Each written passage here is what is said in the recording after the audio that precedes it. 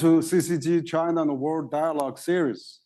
My name is Henry Wang Huiyao, founder and president of the Center for China and Globalization, and host of a CCG Global Dialogue Series. Following our last conversation with Larry Summers, Hank Paulsing, and Neil Ferguson at CCG 8th China Globalization Forum, we are incredibly happy now to invite another world-renowned economist, the founder of the Peterson Institute for International Economics, PIE, and author of the United States versus China, The Quest for Global Economic Leadership, C. Fred Bergsten. Dr. Bergsten is a prominent economist and an expert in trade and economics. He served as Assistant Secretary for International Affairs of the US Treasury throughout the late 70s and early 80s, functioned as an Undersecretary for Monetary Affairs from 1980 to 1981, and was Assistant for International Economic Affairs to Dr. Henry Kissinger at the National Security Council from 1969 to 1971. He was appointed by President Obama to the Advisory Committee on the Trade Policy and the Negotiations in 2010 and 2014, and reappointed by President Trump in 2018. Dr. Bergsten had a tremendous impact on politics that shaped the US trade relations with the world. He was chairman of the Competitive Policy Council created by the US Congress from 1991 to 1995. He was also the chairman of APEC Eminent Person Group from 1993 to 1995. And also he writing 3 reports that later become part of the Comprehensive Progressive Trans-Pacific Partnership, CPTPP. So Dr. Bergsten is also the prolific writer. He's the author, co-author, and the editor of almost nearly 50 books on a wide range of international economic issues, particularly those on the US-China economic relation. He also published widely on economic groups and trade negotiations, and will currently implementing many multilateral trade agreements between the US and other countries. I just had a small talk before our event with Dr. Bergsten, and you are the founder of the PIE, so that was quite a while ago, and perhaps you can give a little update for our audience, when and why you founded one of those top think tanks in the world, Fred. Yeah, why don't you have an opening remark, please? Well, thank you for the very nice introduction. It's great to be with you tonight. I appreciate the invitation. It turned out that the United States was a little late among countries in getting integrated into the world economy, but it really happened in the 1970s with the oil shocks and the dollar devaluations, the Nixon shocks, and all that. And so one of the major U.S. foundations discovered that the U.S. had no think tank, no research institution devoted to global economic issues. They asked me if I would start, create, develop, and run such an institution. It was a huge challenge, but I took it on in 1981. I built it from scratch. As you said, it's now become one of the leading think tanks in the world on any topic, along with yours and many others in China. And so it's been a fantastic 40 years since I started the Institute. It has now become world known, world famous, and I think quite influential on a number of policy issues. So I'm hoping we can help restore a stronger and more fruitful relationship between China and the United States, and through that, strengthen the global economic system, which has been so important to all of us, and particularly to our own 2 countries. Yeah. Thank you, Fred. And actually, yeah, it's a great think tank. I had the pleasure of joining an exchange hosted by Adam Posen and Alan Wolf at Peterson Institute just early in July, actually. So it's really great to see you also that coming to to dialogue with CCG because I had a dialogue with Adam and Alan before, and so we had a great respect for Peterson, which has been really at the forefront of a globalization and global trading system. So today we're actually very interested to have this dialogue again with you, and so perhaps we had this book, the new book, your new book, United States versus China, the quest for global economic leadership, and you have brought your unique experience as an active participant in and continue an observer, of course, the evolution of a global economy leadership for almost 60 years. But of course, again, you mentioned that your think tank was started in 1981. At almost the same time as China opened up in 1979. And so those are enormous changes. So I'm wondering that, what is the, maybe you could give a very quick summary of your book, and then we can go into some details. Why are you writing this book? And it was really newly published, just about a year ago. And but it's really a great timing and a great angle and great emphasis on this global economic leadership. So perhaps, Fred, you can give a little summary of your theme of the book, and then we can look into detail of this book. What prompted you to write this book?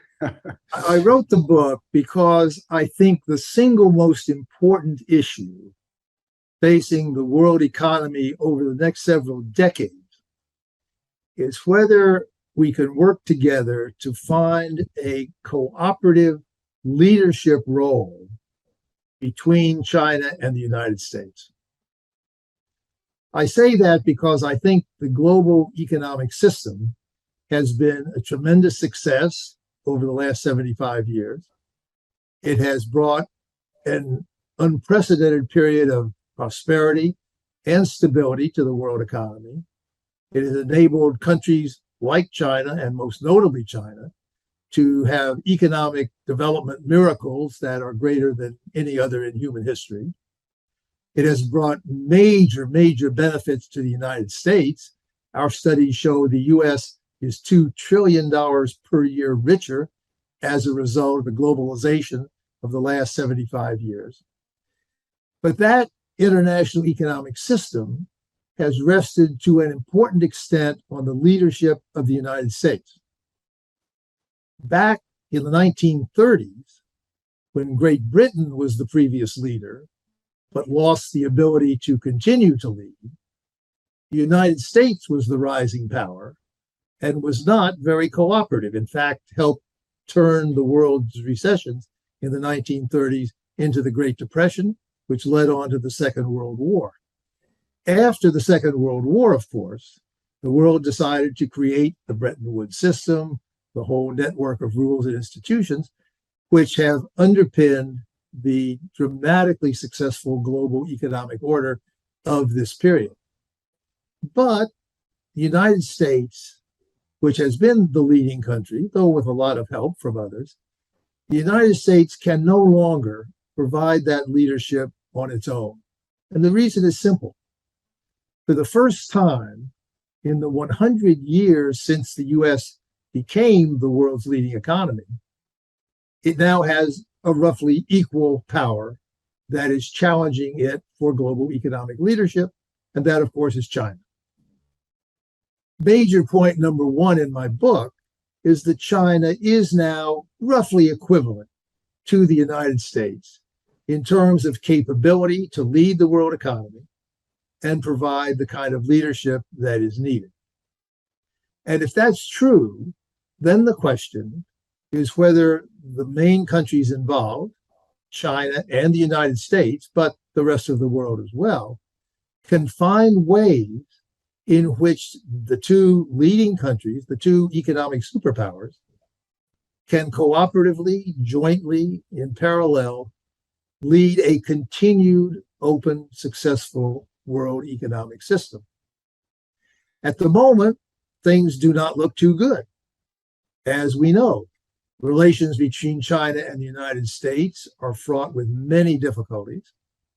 They are headed according to some people in both our countries, even toward a new Cold War and a confrontation, which would not only be incredibly dangerous for global security and political relationships, but would also threaten to destroy the world economic system. Back in the 1930s, when Britain could no longer lead and the US, the rising power at the time, was unwilling to lead, the global economy spiraled into depression and led to world war. We must avoid any similar development today. And that places responsibility foremost on the shoulders of our two countries, China and the United States. What I propose in my book is a new system of what I call functional decoupling. We know that China and the United States will disagree on a lot of political, security, values issues. And I think that's inevitable. It's unfortunate, but I'm afraid it's inevitable, at least for some time. My proposal is that despite those disagreements on other issues, we recognize that our cooperation is essential if the world economic system is to prevail and to continue to support a stable and prosperous world economy and contribute to a more peaceful world in the broader sense as well. So my whole set of proposals is based on finding ways between our two countries to take that kind of cooperative lead. I think there are some recent signs that are quite positive. Just earlier this summer, China and the United States got together at the Ministerial Conference of the World Trade Organization, worked out a deal on the very important issue of exceptions to the intellectual property rules to permit developing countries to start producing COVID vaccine. China and the United States came to the agreement that saved the WTO ministerial, and I would argue maintained the ability of the WTO, which is very important, to help lead the world trading system. Just a couple of weeks ago, our two countries reached an agreement on the financial markets, on the continued listing and trading of securities of a number of Chinese companies on the New York Stock Exchange and in the US markets, which is very important for continuing the desired flows of foreign capital and investment into China that had been threatened by a disagreement between our countries over the provision of data so that the US regulators could know what the Chinese companies were doing, make them more transparent to investors in our country and abroad. That issue had been festering for several years. It now seems to be on the way to reconciliation. So from that, I take good news that despite the continued tensions between our countries, which are very real and very important, and were highlighted by Speaker Pelosi's visit to Taiwan recently, despite those tensions, our two countries have seen a pragmatic way to resolve serious economic issues and provide joint leadership to the world economy. It's a fact that China and the United States are the two economic superpowers. Only if they agree can major global economic issues be resolved effectively and satisfactorily. Global warming is a case in point, where as recently as 2015, our two countries got together, took the lead at the Paris conference, and enabled the biggest step forward so far in international efforts to deal with climate change. That's hit a few bumps lately. That's unfortunate. I think that needs to get back together. People talk about a Thucydides trap, the risk that China and the United States could spiral into real conflict. Well, in my book, I argue that there's an economic Thucydides trap, that the rising power of China does challenge the incumbent power of the United States, and we can see already there is a trade war, as you mentioned. There's a trade war between our two countries. It's still out there. It's still outstanding. The Biden administration replaced Trump, but has not resolved the trade war. So that seems to me to be very high on the agenda, that our two countries need to get together to resolve the trade conflict between us, signal that we are ready to cooperate on economic issues, both in the interest of strengthening and improving our bilateral relationship, but in a way even more important, providing the kind of joint leadership that would permit the global economic system to continue to be successful. We've now got a world economy that is threatened by high inflation in a lot of countries, including the United States, by the risk of a significant recession in a number of countries. China's own growth has slowed down a lot. We need desperately to have effective global economic leadership, restore the system, keep the economies moving in the right direction, and that's going to require a new vision, new cooperation, new policy initiatives between China and the United States. I'm delighted to be here to talk with you about that today, and look forward to our conversation. Yeah, thank you, Fred. Yeah, great, excellent, summary and highlight of your book. It's really a very timely book, and yeah, you outlined and also in your this opening remark, you talked about we are in a war now. We have deglobalization. We have you mentioned the Thucydides trap. Well, you also mentioned in the book of Kindleberger trap, and of course the things this mentioned about functional decoupling. We should really economically we should probably rather than decouple we should strengthen that. But while probably maintain the differences and trying to accept each other as time goes on. But look at the current crisis now. We have almost 3 years of pandemic, which has greatly damaged the world economy, including China. But also we have this Ukraine-Russian conflict, which is escalating. Still, so the world is almost like a situation where coming to a Second World War. We had a New Britain with the moment now. If we want to emerge out of this pandemic war, if we want to emerge of the Ukraine-Russian war, what are the new global system that we can really strengthen? You mentioned WTO. Absolutely, we need more strengthening on that. And Peterson is always a great institute doing a lot of research on the global trading. But we also have the RCEP, which is China is really getting active. CPTPP, which I think Peterson has done a lot of work on that in the past. TPP, I mean, and you personally involved that. That was really a great scheme.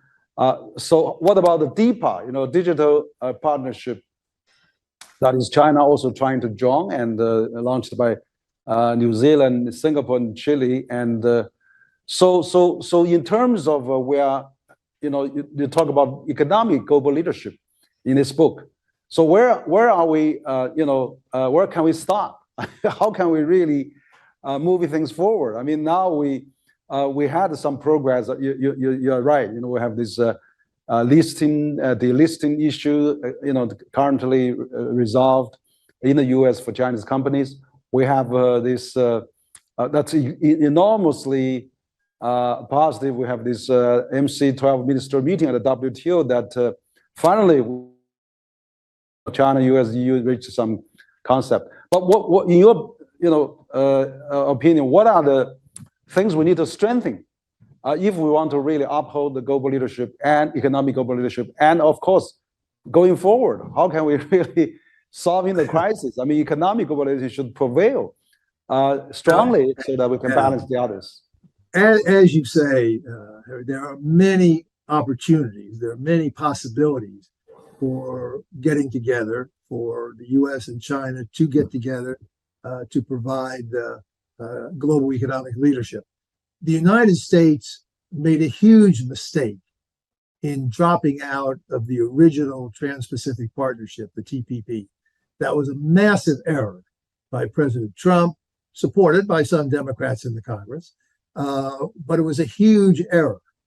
It was a great credit to the other Asian countries that went ahead with the TPP on their own, converted it into the CPTPP, and now I am very pleased that China has applied to join the CPTPP. I think the United States should come back into the CPTPP. It's not a popular thing in Washington these days, but neither was it very popular with President Obama before he saw the need to come in to support Asian regional development and engage the U.S. Institutionally in the economic process in Asia. So one possibility, which I think would be very desirable, would be for both China and the United States to enter the CPTPP. In fact, we could negotiate some of our bilateral economic differences within that regional context, and I think maybe that would be a less politically difficult way to do so. We mentioned the WTO. It needs reform in any event because it's lost a lot of its global role. But the WTO has been extremely helpful in dealing with some China-U.S. trade differences in the past. China has taken the U.S. to the WTO. The U.S. has taken China to the WTO. Both our countries have mainly complied with rulings against them, and it's a good way to try to settle our disputes. The WTO rules are not adequate to cover some of the trade problems of today, but China and the U.S. together need to sit down and work out new rules on things like subsidies, intellectual property rights, technology transfer. All those things need new and updated rules because the rules are now pretty old, pretty out of date. And we need together, I stress, to work out new rules and norms. Let me mention one other area, international finance. One of the big disparities in global economic leadership today is the International Monetary Fund. China's economy, as I said before, is for all practical purposes roughly equivalent to the United States. It's bigger than the US on some metrics. It's still a bit smaller on others, but it will catch up within the next decade. So for all practical purposes, China and the US are roughly equivalent. And China is a bigger trader, has more foreign exchange reserves, has bigger flows of direct investment in both directions.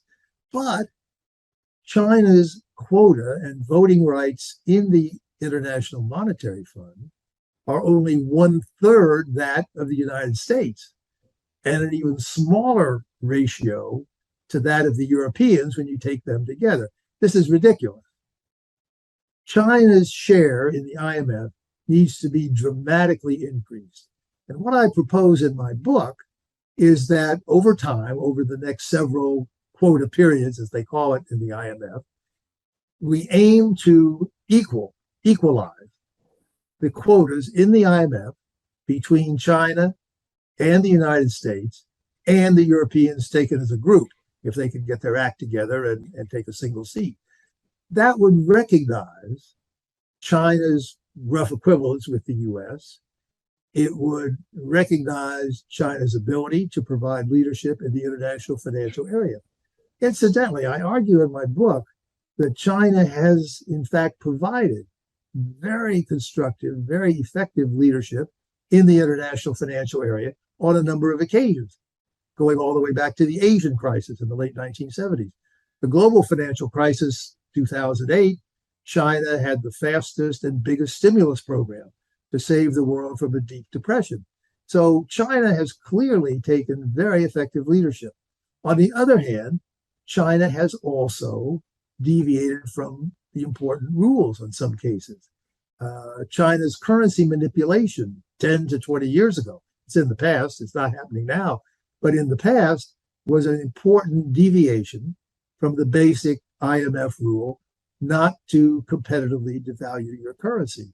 And that's one of the reasons that other countries, including the United States, have complained about Chinese economic policies and have raised problems, raised threats, raised reactions to China, and why, frankly, political support for globalization in the United States has declined over the last 20 or so years. That trend has to be reversed if the U.S. is to restore its share, its participation in global economic leadership. I think an important message for China is that some of its own policies have caused important negative reactions and backlashes in other countries, like the trade war from the United States. Not that the U.S. is blameless. The U.S. sometimes violates the rules too. But China, now as a leading, perhaps the leading economic superpower, has a huge impact on the rest of the world when its own policies deviate from international norms and rules. Now, China will frequently say, but we didn't write those rules. We weren't involved in that. And that's why I say the WTO needs reform.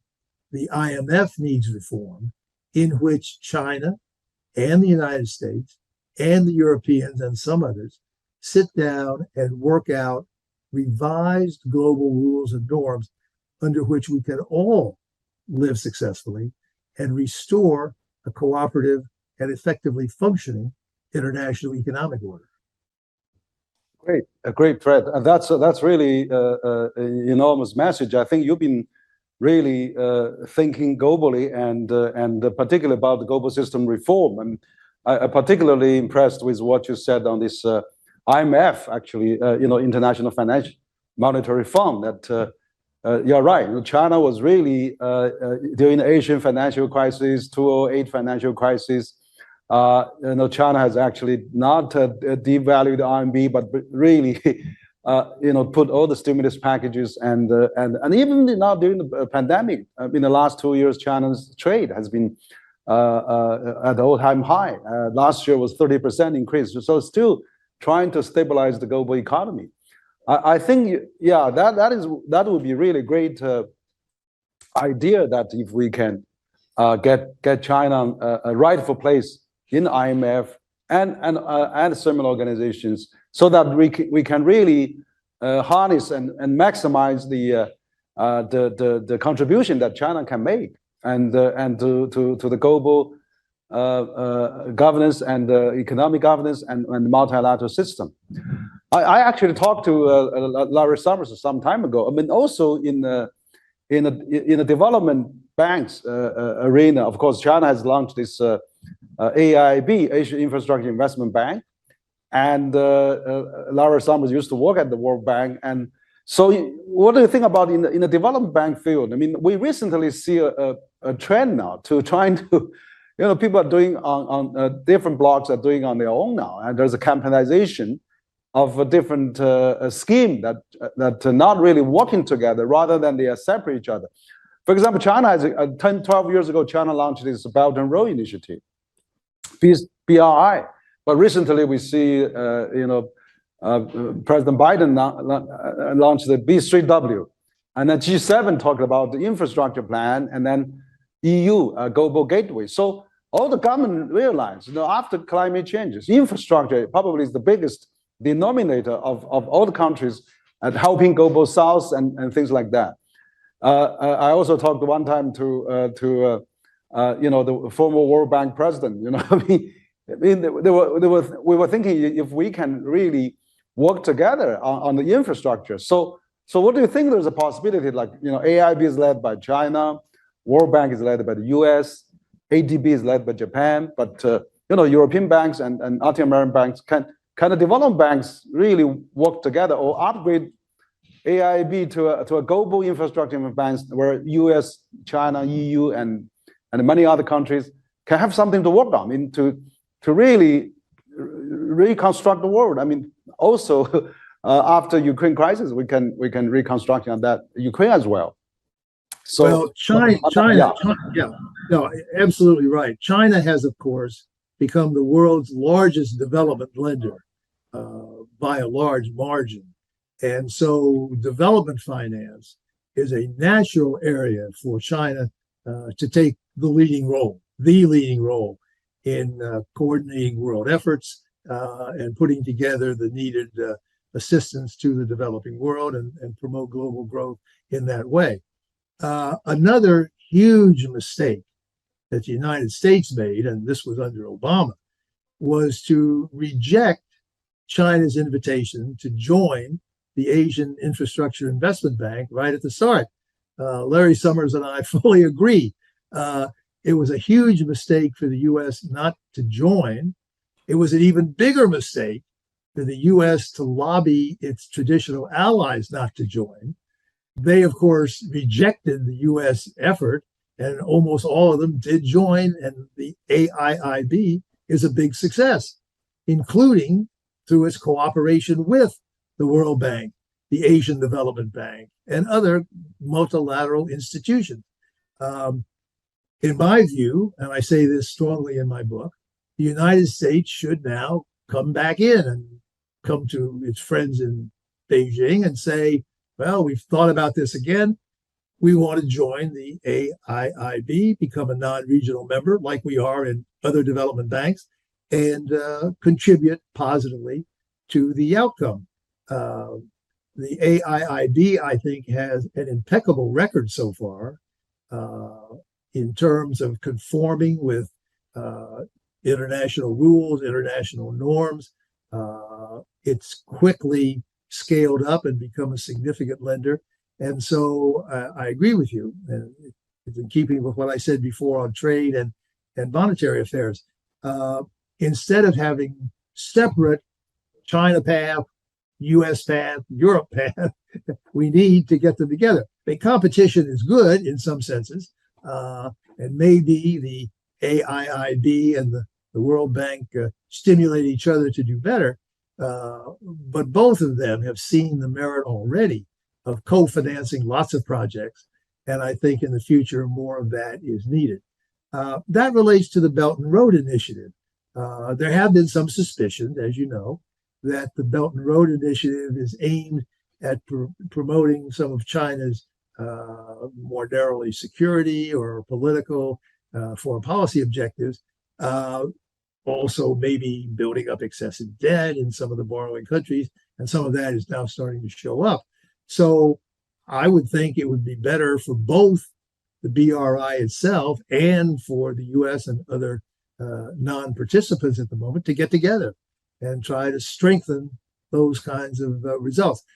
What I argue in my book is that China must play a lead role in managing the global economy, and that requires the global economy to accept some changes in the rules and norms that China would prefer. Some of those would be uncomfortable for the U.S. and other countries. Some might even be unacceptable.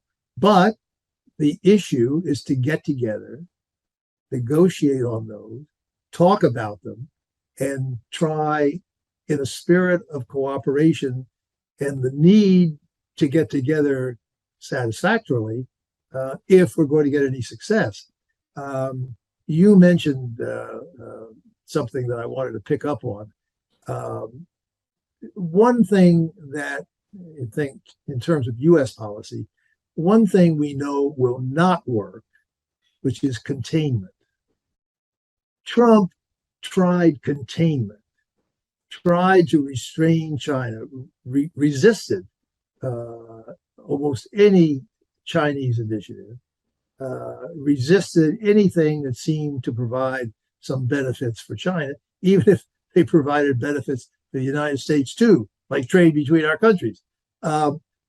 As you said, and that's what triggered my thought, as you said, China continued to grow right through the whole COVID crisis. China was the only major country that kept growing through the COVID crisis. That slowed down a bit now, but right through the 2 years of pandemic, China kept growing. China's share of world trade, world investment, everything else kept growing during that period, despite the trade war with the United States.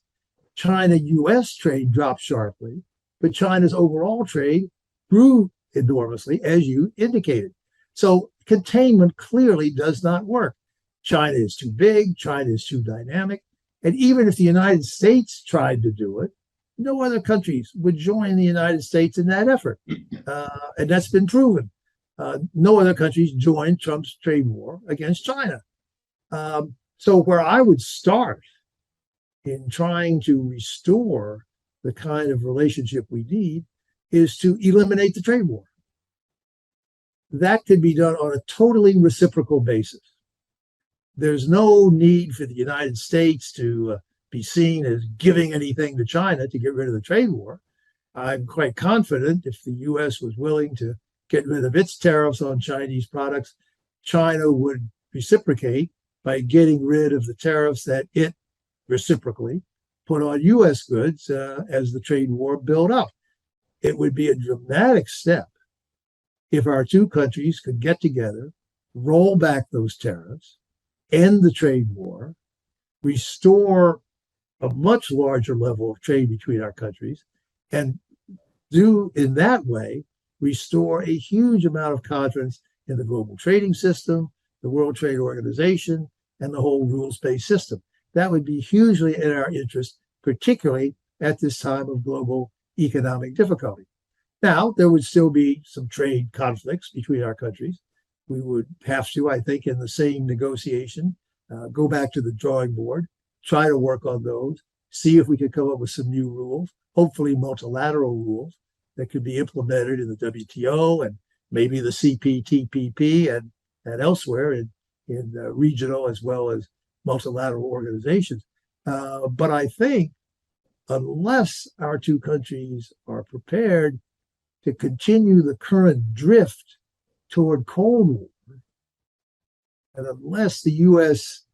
foolishly thinks that it could really conduct a successful policy of containment toward China, the only alternative is really to seek a new cooperative mode. So that's what I'm urging my own country. A piece of good news that I'll add before I stop talking here is that the Biden policy does permit the kind of functional decoupling I'm talking about. Let me be clear what I'm talking about. I'm against national decoupling. A lot of people talk about decoupling the US and China in an overall sense. That would be a disaster in my view, and it could not work and it should not even be tried.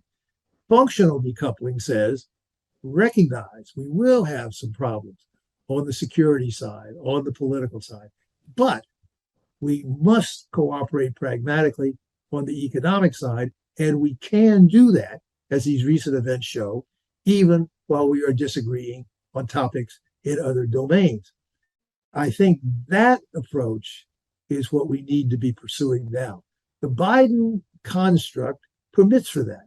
Even before he was in office, President Biden was writing articles, Jake Sullivan, other top people in the administration were writing articles, and they've said it since they've been in office. They see U.S.-China relations as proceeding in different baskets. Some baskets of issues will produce confrontation. Some will produce competition. And some will produce, they hope, cooperation. And they cite global warming, pandemic response. And I would then put economic issues into that cooperation basket. I think that's the crucial point now, that in addition to global warming, hopefully pandemic responses, we need to get agreement at the highest levels of our governments to put economic issues in this cooperative basket. Functional decoupling, I think it's demonstrated that it can work. It's been working in other areas. It's worked with other countries. I think it's even working in the Ukraine crisis. And I believe that's the vision, that's the path that our two countries must pursue, or else the drift in a negative direction toward a new Cold War, I'm afraid, will continue. Yes, Fred. Yeah, you're absolutely right. I think that we are seeing a trend of drifting apart, very very quickly, and you're absolutely right. I mean, we need to build up mechanism to talk. I mean, I'm really pleased to hear that you recommend U.S. to come back to CPTPP and also to join AIB. That'd be really great initiatives too. I think now because of these geopolitical tensions and all those deglobalization negative sentiment narrative, I agree with you. We do see some changes from Biden administration from Trump administration, but still, even Trump administration is evolving. There used to be competition and then cooperation and confront. They have to. So now it becomes invest, alliance and compete. So I mean, if it's invest in the U.S., it's okay. Let's boost up the U.S. And if it's but if it's an airline, let's have more economic alliance rather than the security alliance.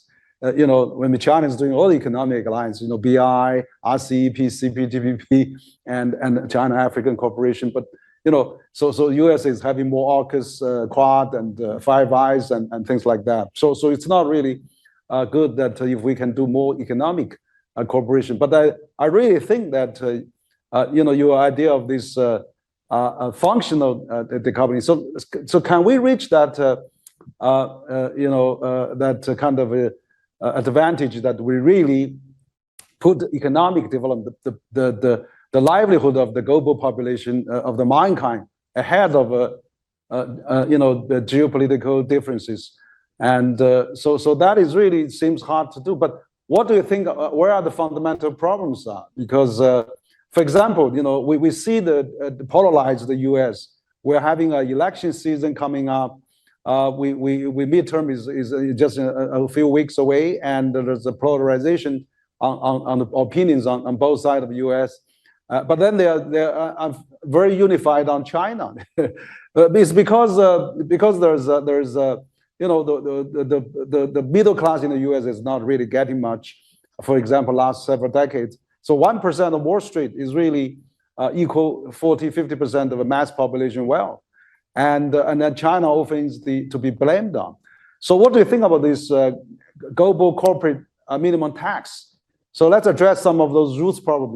Maybe multinationals should benefit more of its domestic economy rather than put their money elsewhere, where China often gets blamed for stealing jobs and things like that. Yeah. Well, the U.S. has a lot of problems, we know. Economic problems, social problems, political dysfunction problems. So the United States has a lot of work to do to pull up its own socks.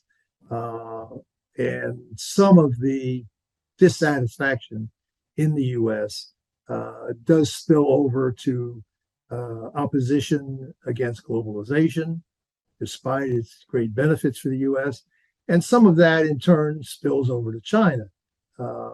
Since China is really the first real economic challenger to the United States in 100 years, it's natural, I think, that some concerns are pointed toward China, particularly when some of China's policies, as I said before, do create problems with the international rules, the international norms. I mentioned the currency manipulation of 10 to 20 years ago. That's in the past. But that was a big factor in hurting jobs in the U.S., leading China to run massive trade surpluses, which for a time exacerbated unemployment and other difficulties in the United States. So what I'm proposing is what I call in my book conditional competitive cooperation. It's got three parts. We've already talked about competition and cooperation. But I also say conditional because now that China is roughly equivalent with the United States in most economic metrics, China, in addition to achieving a leadership position in the global economy, has to contribute, of course, to that. So moving forward together has to be done on a reciprocal basis. I mentioned getting rid of the trade war.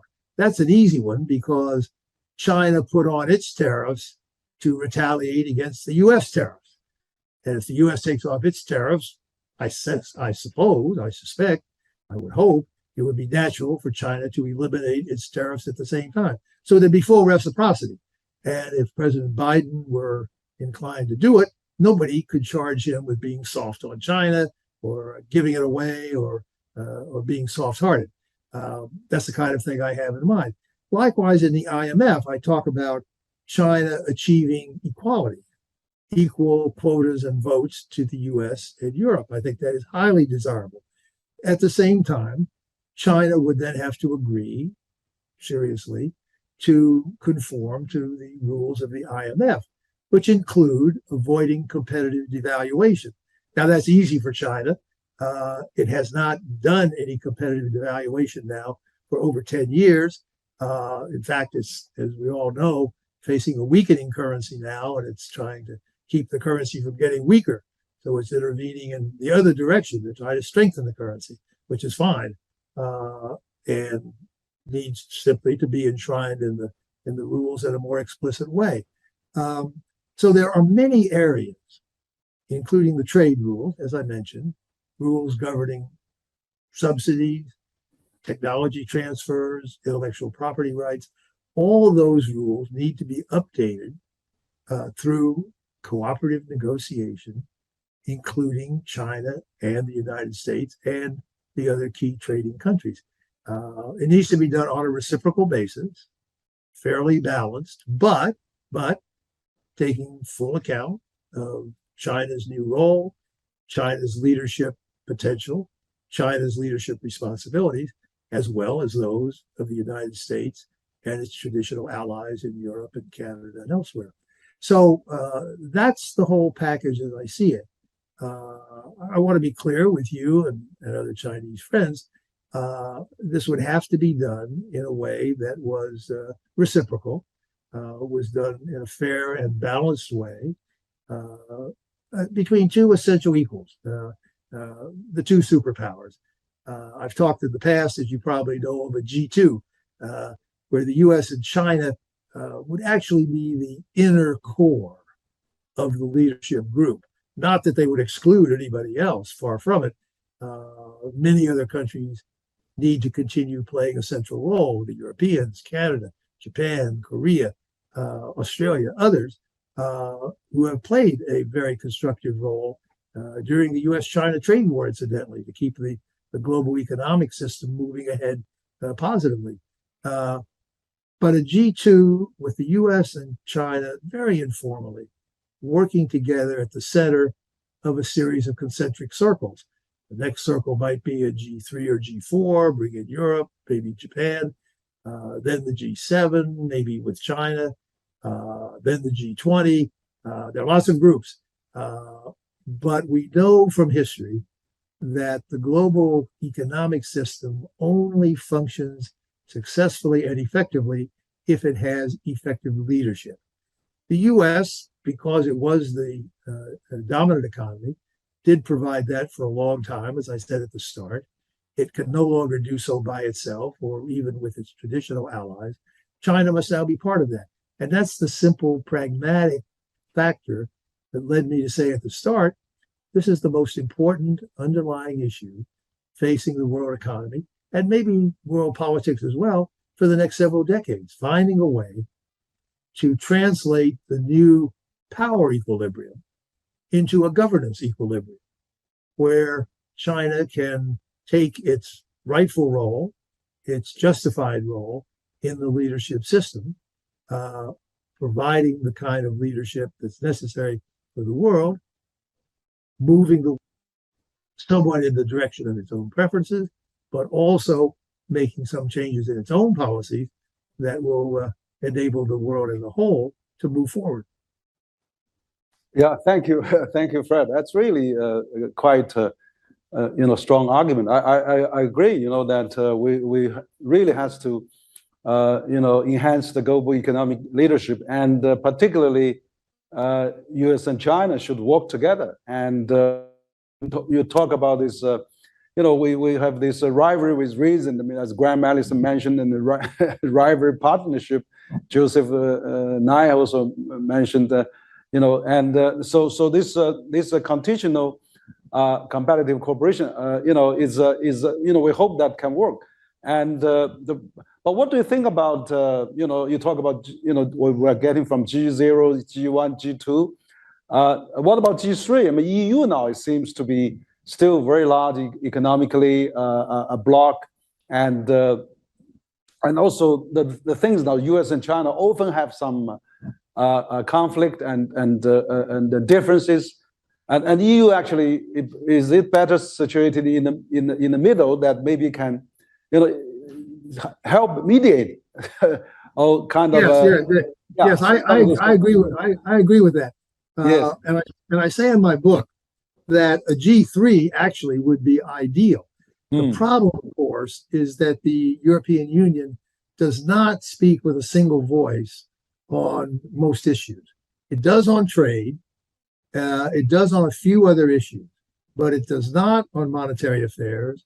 It does not on macroeconomics. In fact, they even have big debates within Europe on a lot of those issues. If they would become a true economic union, as I think they want to, and they probably will over the next 20 or 30 years, then a G3 would be possible. In the meanwhile, I agree that Europe can play a big role. As I said a minute ago, they have been quite constructive, I think, during this period of U.S.-China trade warfare, keeping the multilateral system going. For example, in the WTO, they put in place a dispute settlement mechanism to substitute for the one that the Trump administration destroyed. That's been very constructive. And a lot of countries, including China, have agreed to participate in that.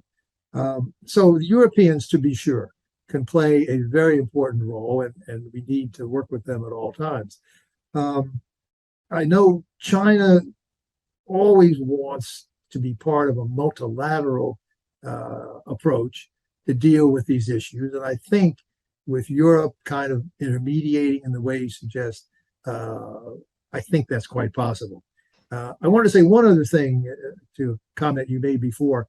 You talked about the consensus in the United States about China and kind of worry that is a factor in putting us on the path toward confrontation and a new Cold War. There is widespread agreement in the United States that China is a true competitor to the United States, is a true rival in many ways, and the first real one in 100 years. So there is a consensus on that. However, there is no consensus in the United States on how to respond to that. Trump tried containment. As I say, it failed. Biden has continued some of Trump's policies, but his tone has been very different. He's tried to work with China, for example, on climate change, on the pandemic responses, on these several economic issues that I mentioned before, which has been quite successful. So I think it is still too soon to say how Biden will come out on these topics. There is some good news. As I said, the U.S. has to get its own act together in many ways. And just in this last few months, the Congress passed the biggest infrastructure investment legislation in the United States in over 60 years. So we're beginning to deal with our problems of inadequate infrastructure. Just in the last few weeks, Congress passed major legislation to increase U.S. research and development spending, U.S. efforts in the semiconductor industry, which of course is the forefront of global technology. So part of the response to the China challenge that we're already seeing in the United States is actually constructive, domestic steps to try to improve America's performance. Now, we've still got a long way to go on fiscal policy, on our political system, our election system, our race relations. We still have a long way to go. But there is good news, and sometimes lost in all the bad news is the fact that we have had two major pieces of new legislation this year, strengthening the U.S. domestic economy, the U.S. social structure. I think we're going to see more of that in the coming years because there is bipartisan agreement that the U.S. does face a China challenge and that the fundamental response to that is domestic. we need to improve our own performance, get our own act together to regain the confidence of China and the rest of the world, as well as for our own purposes. But in addition, we, of course, need to strengthen our relationship with China directly. And that's what I emphasize in my book and in my remarks tonight. Yes, yes. Thank you, Fred. This is a really strong argument. I mean, I read your book. It's a marvelous book. I recommend to the Chinese readers to read that as well, and hopefully it can be translated into Chinese too. We're probably coming to the last part of last 5-10 minutes of our ending of our dialogue. What I would like to see, I mean, you emphasize so much the necessity for China and US to work together. And we felt the same, strongly. I mean, so even though, as you said, China is rising, and I mean, it has its own logic, and they have a 5,000 years history, uninterrupted civilization, and a great tradition of Confucianism, and with the modern economic globalization, that generates tremendous developing capacities. That is harnessed for global peace and the prosperity. China never colonized any places and or trying to send the troops anywhere. So how can we really put more emphasis on those common benefit? There's still enormous U.S. companies investment operation in China. Tesla is the largest clean automobile producer in the world, and the largest manufacturer of Tesla is in China, and they export a lot of that. Which is a good example. But we worry about this Taiwan thing. Recently the Congress is putting on the Taiwan Policy Act, and then we know that recently has been diluted a bit. Like it used to be, they want to elevate the Taipei office to Taiwan office as a requirement. Now it's a recommendation. The U.S. administration may take it or may not, and also they said they want to have the representative to Taiwan, to Taipei, be ratified by the Congress. Now they drop that. So we see some watering down on those act. So what do you think? Can we really use in China? What's your therapy, or what's your recommendation? How we can get along? I mean, even with this complexity and really tension going on. Well, Taiwan is the issue that dramatizes most clearly what I'm talking about. I'm afraid we probably will continue to disagree on Taiwan. I think we can do it within the context recording in progress of the three communiques. I think we can avoid hostile conflict over it, but I suspect we're going to continue to disagree to some extent on that issue. And there are other issues on which we will continue to disagree. That's where I call for us to do the functional decoupling, to set aside those issues where we do disagree, to work together pragmatically on the economic topics. I think that's quite possible. I think the United States would agree to do that. I don't know if China would agree. Taiwan is obviously a core interest for China. But in my reading, and I say this in my book, an open world economic system is also a core interest of China. And steps that create backlash, that threaten the continuation of that open economic system, are also very detrimental for China. So that's a cardinal test. We're about to get past the Party Congress in China.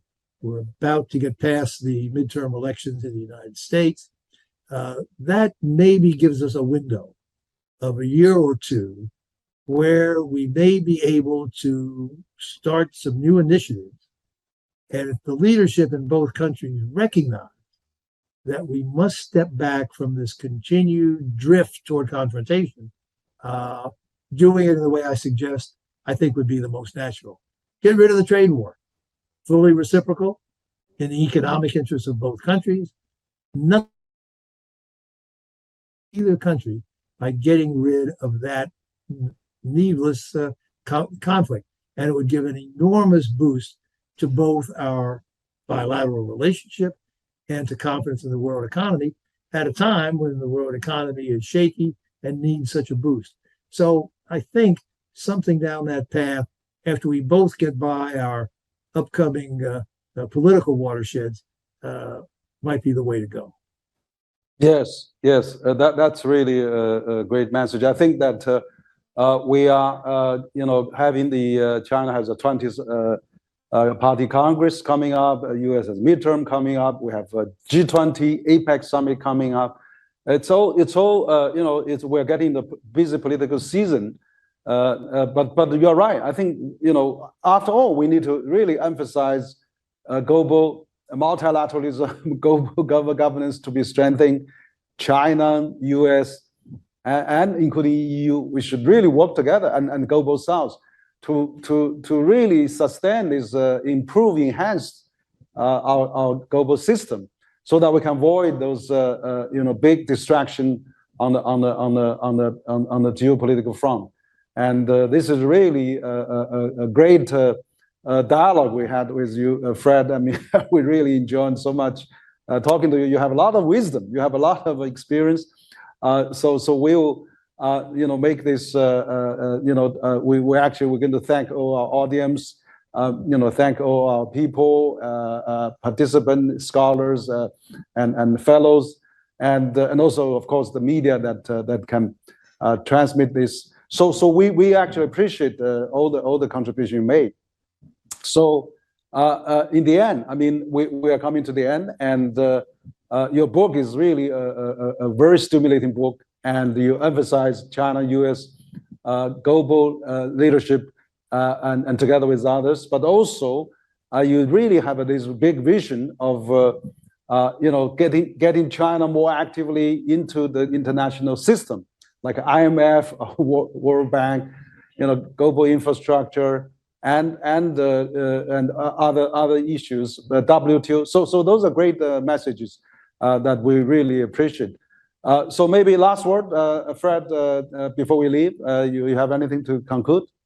Just to thank you very much for hosting me.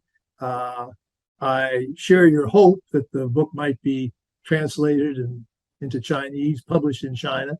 I would very much welcome wide readership in China and reactions from your Chinese colleagues, as you have done in this interview, to tell me what they think of it and how it can be improved, how it can be implemented, how we can both move together.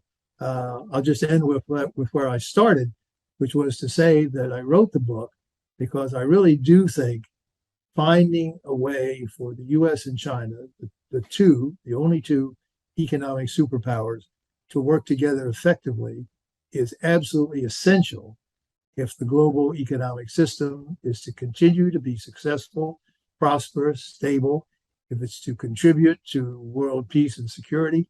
I think that's the biggest challenge that our countries face in the years and probably decades ahead. And I simply hope to make a modest contribution to moving in that direction. And I appreciate your kind words and support for some of my ideas. Thanks very much. Thank you, Fred. And absolutely, I think China and U.S. has to work together for the sake of mankind and for the sake of the world. I really appreciate you taking time talking to us, and we hope that we'll have this book be introduced to the Chinese readers. Thank you so much. We hope to see you, and welcome you come to CCG next time when you're in China. And I hope to visit Peterson Institute again too. Thank you.